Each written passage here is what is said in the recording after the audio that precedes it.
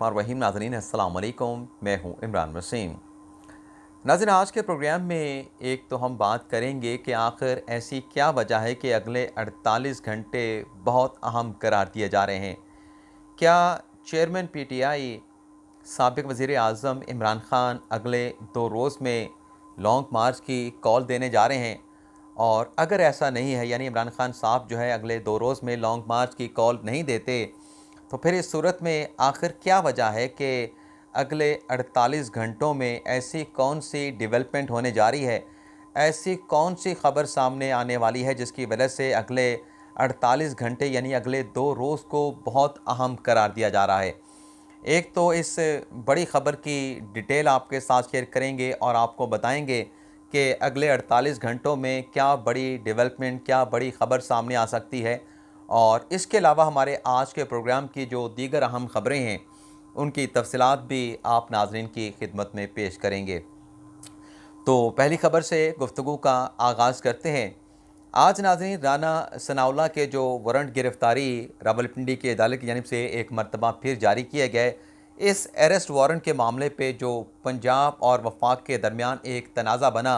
यानी anti corruption के हुकाम जो आज थाना सेक्रेटेरिएट पहुँचे थे, उनकी जानिब से स्टेटमेंट दिया गया कि वो राना सनाउल्लाह के जो अरेस्ट वारंट हैं, उनकी तामील करवाने के लिए थाना सेक्रेटेरिएट गए थे, लेकिन वहाँ पर हमारे साथ अच्छा सलूक नहीं किया गया और अदालती जो अहकामात हैं, उनकी तामील नहीं की गई।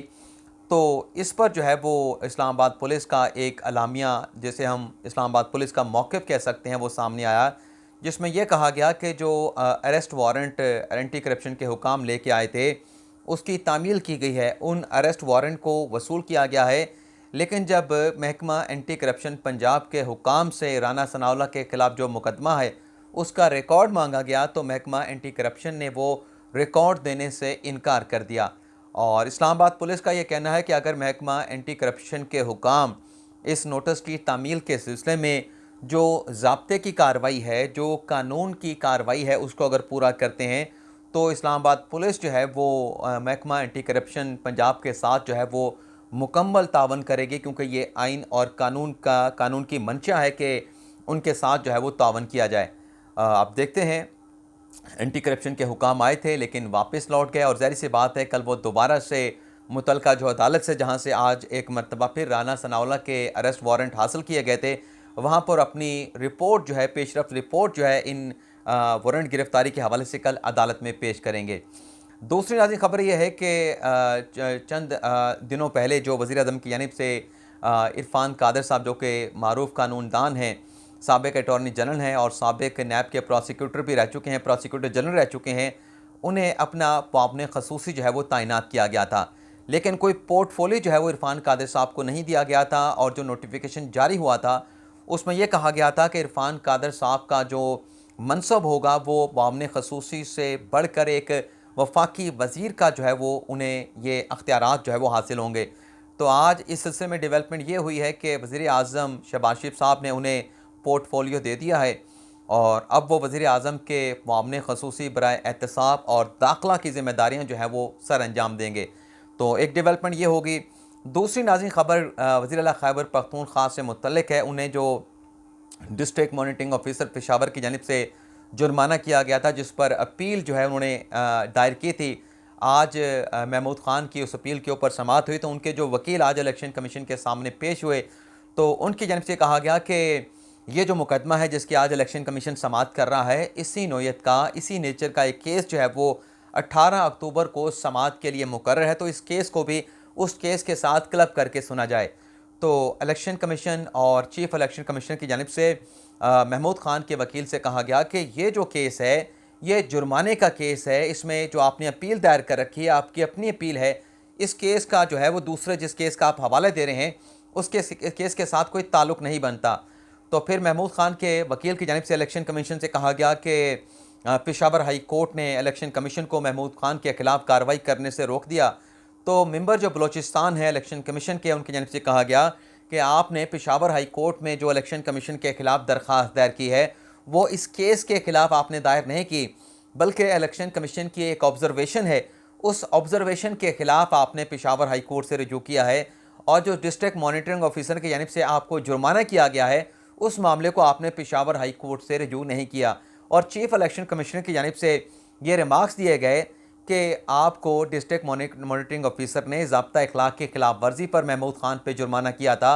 और जब ये बात बार बार नोट की गई कि वज़ीर खैबर पख्तूनख्वा महमूद खान जो है वो बार बार इलेक्शन का जो कोड ऑफ कंडक्ट है उसकी खिलाफ वर्जी कर रहे हैं, तो फिर ये मामला DMO की जानिब से यानी डिस्ट्रिक्ट मॉनिटरिंग ऑफिसर की जानिब से इलेक्शन कमीशन को भिजवा दिया गया था। तो इसलिए मामला जो है इलेक्शन कमीशन में ज़ेर इल्तवा है। तो इस केस की जो समाअत है उस पर इलेक्शन कमीशन की जानिब से कहा कि हम मुनासिब हुक्म इस केस के ऊपर जारी करेंगे, और फिर महमूद खान के खिलाफ इस केस का जो फैसला है वो इलेक्शन कमीशन की जानिब से महफूज कर लिया गया। अब आ जाते हैं जो आज की हमारी अपनी सबसे बड़ी ख़बर है कि अगले 48 घंटों में ऐसा क्या होने जा रहा है। लेकिन उस खबर से जुड़ी एक और ख़बर भी आपके साथ शेयर कर लें। वो नाज़रीन खबर यह है कि फवाद चौधरी साहब का एक स्टेटमेंट सामने आया है जिसमें उनका ये कहना है कि जब इमरान खान साहब मुल्क के वज़ीर आज़म थे तो इस दौरान जो वज़ीर आज़म ऑफिस के, वज़ीर आज़म हाउस की जो बगिंग की गई और जो कॉल रिकॉर्डिंग की गई, इसका मतलब ये है, क्योंकि वो ये कह रहे थे कि ये जो ऑडियो रिकॉर्डिंग इमरान खान साहब की being a prime minister of Pakistan जो चीज़ें रिकॉर्ड की गई, बग की गई, अपना video call, audio call record की गई, ये सोशल मीडिया पे बहुत ज़्यादा वायरल हुई हैं, ये सोशल मीडिया पे बहुत ज़्यादा हिट हुई हैं। तो इसका फवाद चौधरी साहब ने कहा कि मतलब ये है कि अगर मुल्क के प्राइम मिनिस्टर का ऑफिस और उनका हाउस अगर सिक्योर नहीं है तो फिर पाकिस्तान में कोई भी महफूज नहीं है। वैसे तो आज फवाद चौधरी साहब की अपनी भी एक वीडियो जो है वो सोशल मीडिया के ऊपर वायरल हुई है, लीक हुई है, जिसमें जो ऑडियो है उसको फ़िलहाल जो है जो हैकर है उसकी जानिब से म्यूट कर दिया गया है। और उनका ये कहना है कि फ़िलहाल वो इस की एक वीडियो का 10 सेकंड का क्लिप जो है वो वायरल कर रहे हैं, जारी कर रहे हैं। और मैं सुनना चाहूँगा कि PTI के जो सोशल मीडिया के लोग हैं वो इस 10 सेकंड के वीडियो क्लिप के ऊपर क्या नैरेटिव बनाने की कोशिश करते हैं। वो ज़ाहिर सी बात है, हैकर ने कहा कि इसको जाली कहेंगे, इसको और डॉक्टरेट कहेंगे, इसको जो है वो एडिट शुदा वीडियो कहेंगे। तो मैंने इसलिए अभी जो ओरिजिनल वीडियो है इसकी ऑडियो और वीडियो को इसलिए रिलीज़ नहीं किया, यानी वीडियो ऑडियो को इसलिए रिलीज़ नहीं किया ताकि वो अपना मौक़िफ़ दे लें, जितना दिफा करना है कर लें। उसके बाद फिर मैं असली वीडियो जो है वो सोशल मीडिया के ऊपर जो है वो वायरल कर दूंगा, उसको जारी कर दूंगा। लेकिन बहरहाल फवाद चौधरी साहब की जो ऑडियो वीडियो लीक हुई है उसके ऊपर तो ज़्यादा बात नहीं करेंगे, क्योंकि वो किसी अमरीकी अदाकारा के साथ उसके साथ गुफ्तगू कर रहे हैं और मालूम भी नहीं कि वो बात क्या कर रहे हैं। कि जब मालूम ही नहीं कि बात क्या हो रही है तो उसके ऊपर जो एनालिसिस है वो कैसे किया जा सकता है, बात कैसे की जा सकती है कि ये दुरुस्त है, ये गलत है, तो उस पर तो बात हो नहीं सकती। लेकिन आज वज़ीर आज़म की जानिब से भी एक स्टेटमेंट जारी किया गया है, साबिक़ वज़ीर आज़म इमरान खान की जानिब से, उस पर भी हम बात करेंगे। लेकिन ये जो फवाद चौधरी साहब ने कहा कि ये जो ऑडियो लीक हुई है साबिक़ प्राइम मिनिस्टर इमरान खान साहब की, ये दरअसल जो सिक्योरिटीज़ एजेंसी हैं उनके लिए शर्मिंदगी का मकाम है, जिनकी ज़िम्मेदारी थी कि वो इसको सिक्योर करते प्राइम मिनिस्टर के ऑफिस को, प्राइम मिनिस्टर के हाउस को। तो ये ऑडियो और कॉल रिकॉर्डिंग का लीक हो जाना सिक्योरिटी एजेंसीज़ के लिए बड़ी शर्मिंदगी का बायस है। अच्छा, वो कह रहे हैं कि ये सिक्योरिटी एजेंसी के लिए शर्मिंदगी का बायस है, लेकिन साबिक़ प्राइम मिनिस्टर इमरान खान साहब खुद क्या कहते हैं, सिक्योरिटी एजेंसियां अगर कॉल को रिकॉर्ड करते हैं वो मौक़िफ़ भी आपको सुना दें तो मेरे ख्याल से वो ज़्यादा बेहतर रहेगा। ये मैं आपको सुनाता हूँ। बिस्मिल प्रोटेक्ट करने के लिए हर इंफॉर्मेशन पता अगर इंटेलिजेंस एजेंसी आपकी गुफ्तगू सुन रही है, you don't have a problem with that, आपके ख्याल में ठीक है? सिर्फ हमारी नहीं सुन रही होती, अच्छा, और बाहर की भी इंटेलिजेंस एजेंसी नहीं, वो ठीक है, हम तो अपनी बात कर रहे हैं। नहीं, देखे ना, पहले ये क्लियर हो जाए। अगर आप प्राइम मिनिस्टर हैं, मैं ऐसा कह दूं, मेरा काम है आपको प्रोटेक्ट करना, हाँ, क्योंकि इंटेलिजेंस से प्रोटेक्शन होती है। मैं ये जरूर कहूंगा कि मेरी बातें तो मत सुने खुदा के लिए, मतलब मैं अगर कोई किसी से कोई अपनी वो तो देखे ना, उनको ये पता होगा कि कौन मुझे पता होगा कौन आपको कॉल कर रहा है, ठीक है, किस वजह से कर रहा है, तो ये पता होता है। ओके, लिहाजा मुझे ये भी पता होगा कि आप जब पैसा चोरी करके बाहर मुल्क से लेके जा रहे हैं, आपके बड़े बड़े महलात फोन टैप। अच्छा, ये मंसूर अली ख़ान को इमरान खान साहब ने इंटरव्यू दिया था, वो बार बार कह रहे हैं, एतराज़ उठा रहे हैं कि खान साहब ये जो सिक्योरिटी एजेंसीज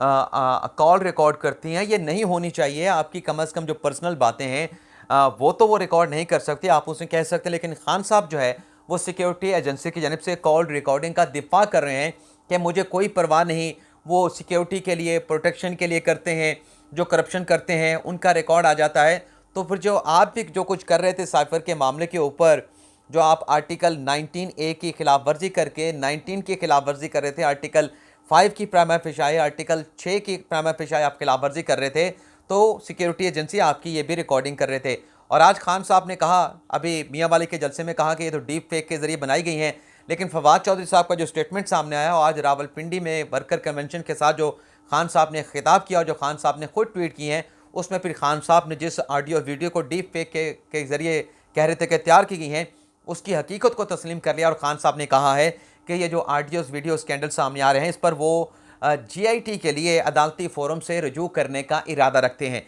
अभी सिर्फ इरादा जाहिर किया गया है, लेकिन देखना ये होगा कि क्या वाकई ही इस ऑडियो लीक के ऊपर खान साहब किसी अदालती फोरम पे रजू करते हैं। और अगर रजू करेंगे तो मैं आपको गारंटी के साथ कह रहा हूं कि दूध का दूध पानी का पानी हो जाएगा। ये इलीगल है, बिल्कुल इलीगल है। खान साहब की बात ठीक है, हमारे दीगर एंकर्स बात करते हैं, लेकिन बात यह है कि अगर अब ये सामने आ गई हैं तो इसके अंदर सुना क्या जा सकता है। उसका तो खान साहब ने एतराफ़ कर लिया कि ये लीक हो रही है, इस पर हम GIT बनवाने के लिए अदालती फोरम से रजू करेंगे। तो ऑडियोज़ की हकीकत का तो खान साहब ने एतराफ़ कर लिया। तो सवाल ये है कि ये रिकॉर्डिंग कौन कर रहा है। खान साहब का यही सवाल है कि बगिंग और रिकॉर्डिंग किसने की है। चलें इसके ऊपर अदालत के ऊपर जाएंगे तो अदालत इस मामले को, इस पहलू को तो ज़रूर देखेगी, लेकिन वहाँ पर जब आप ये ऑडियोज़ लेके जाएंगे, इस वीडियोज़ को लेके जाएंगे, तो आप इस तरह से एक तरीके से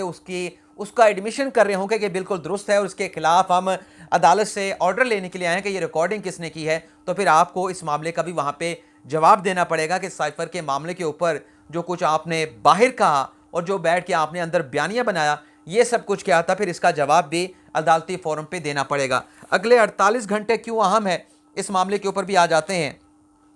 नाज़िर, हैकर की जानिब से एक ट्वीट किया गया है, वो ट्वीट किया है, मैं आपको वो पढ़ के सुनाता हूँ, उससे आपको बखूबी अंदाज़ा हो जाएगा कि अगले 48 घंटों में दरअसल होने क्या जा रहा है। हैकर बॉय 111-222 ने यह ट्वीट किया है कल 6:21 पे 9 अक्टूबर को कि इमरान खान की 7, असद उमर की 2, शाह महमूद कुरैशी की बैरून मुल्क 4, फवाद चौधरी और मुराद सईद की 1, जरताज गुल और शहबाज गिल की 1, आज़म खान की 1, इमरान इस्माइल की 2, जुल्फी बुखारी की 3। तमाम वीडियो साफ और क्लियर हैं। अब इस फितना जमात के पास जवाब नहीं होगा। तमाम 18 वीडियोस फॉरेंसिक रिपोर्ट के साथ वायरल होंगी। वायरल होने वाली वीडियो का सिलसिला 3 दिन बाद, यानी कल वो ट्वीट कर रहे हैं, तो आज जब हम ये वीडियो रिकॉर्ड कर रहे हैं तो अगले 48 घंटे इन वीडियोस की रिलीज़ के हवाले से, लीकेज के हवाले से बड़े अहम करार दिए जा रहे हैं। और मज़ीद इस हैकर का ये भी कहना है